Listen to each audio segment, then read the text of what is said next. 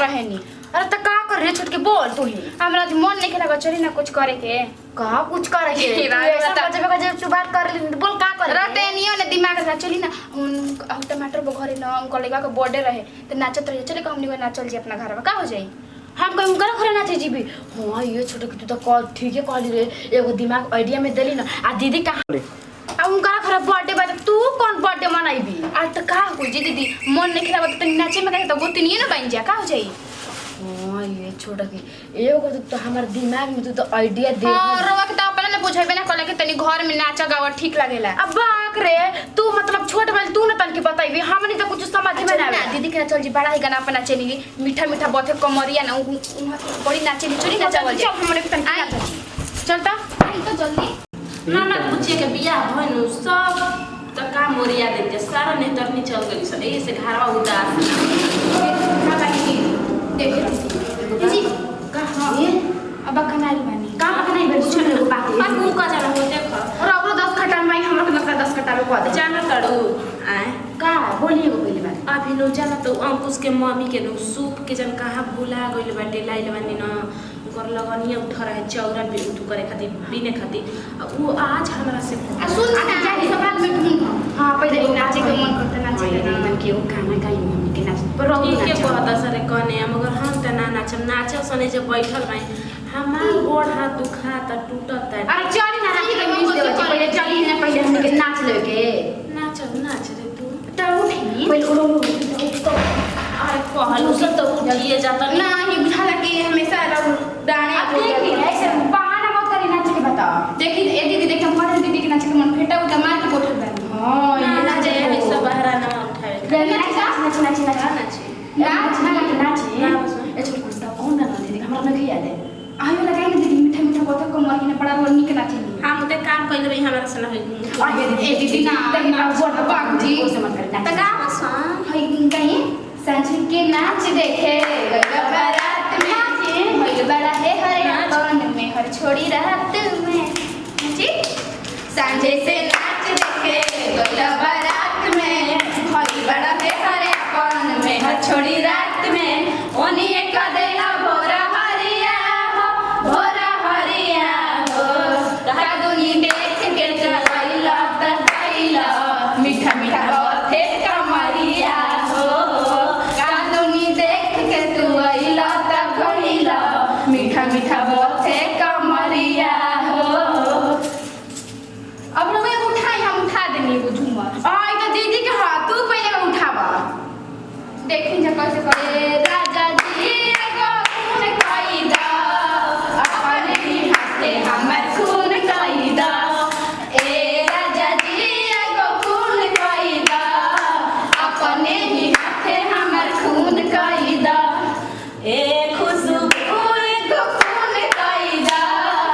अपने ही हाथे हमर खून कायदा ऐसे कब तू एगो कहा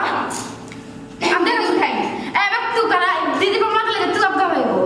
हयो लगे बांधे जब पगड़ी मुरे ठागो हमारा ससुर जी के बेटा हो बांधे जब पगड़ी मुरे ठागो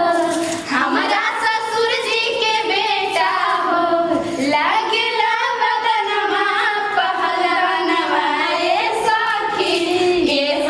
मन जोग मिले बलिया मोरा किसनवा ए सखी मन जोग मिले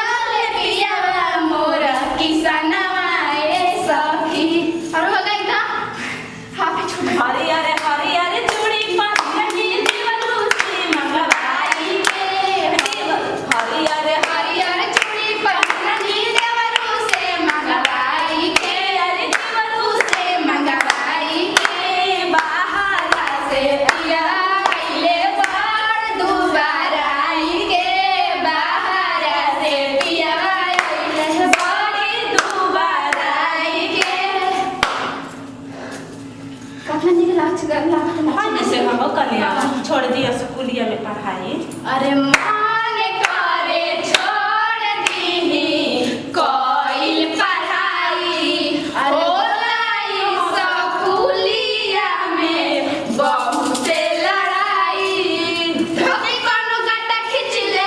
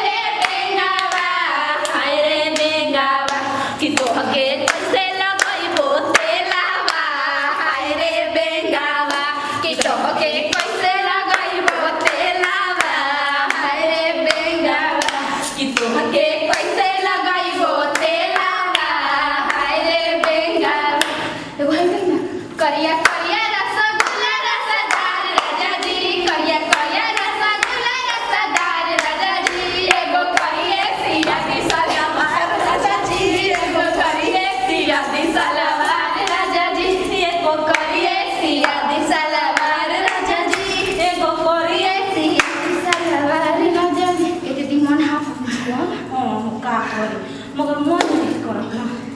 हटे जाते देखा हम झाड़ू उड़ी सब लगा देले बानी आ घूर बताई दे जाके फेंके के बाद पानी फेंक दे जा ठीक बा काफी धावना से कब ठीक बा जाई नमस्ते प्रणाम हम तरी पुष्पा सिंह हमनी के अपन टीम बा